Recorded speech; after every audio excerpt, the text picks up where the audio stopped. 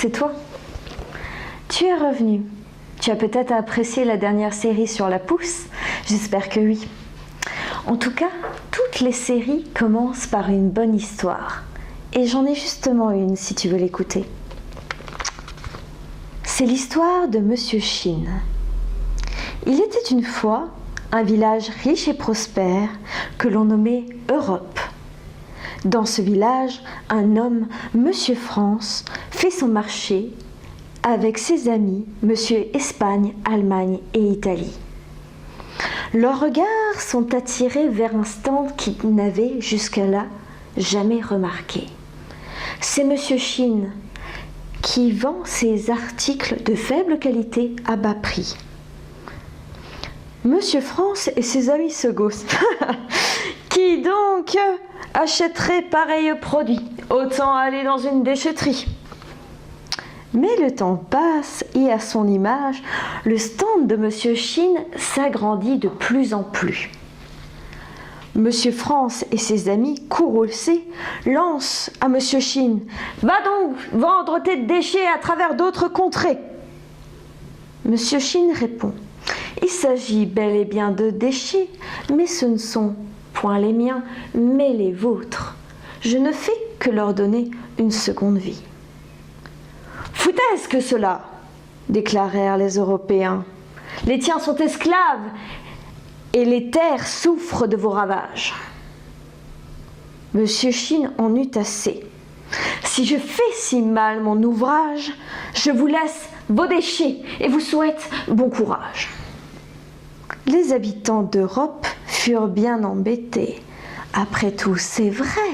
À qui maintenant allaient-ils bien pouvoir laisser leurs déchets? La morale est celle-ci.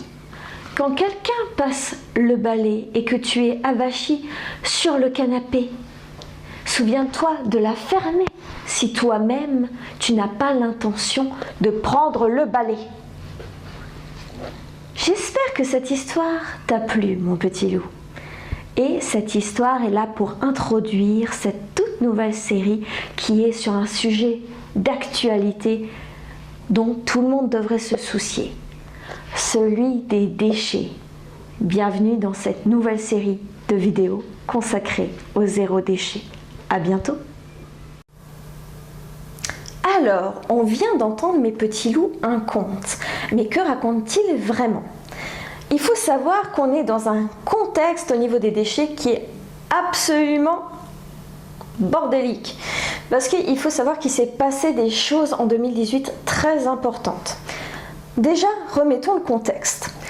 80% des déchets européens à l'heure actuelle sont gérés par la Chine. Donc la Chine qui va faire tous ses produits made in China à partir de nos déchets. Alors, elle ne va pas forcément le faire de façon éthique et écologique, mais sachant qu'elle va prendre quand même 80% des déchets européens, voilà, on va peut-être pas critiquer. Et il en va à peu près de même avec l'Amérique où la Chine récolte beaucoup de leurs déchets.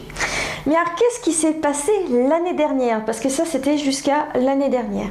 Alors l'année dernière, le président américain Trump a dit quelque chose qui ressemblait à peu près à cela. Donc c'est complètement honteux, on a des déchets qui viennent vers nos côtes et ces déchets on va devoir payer pour les nettoyer alors que c'est les pays asiatiques qui nous les envoient, la Chine, la Thaïlande et l'Inde. C'est quand même des gros 1.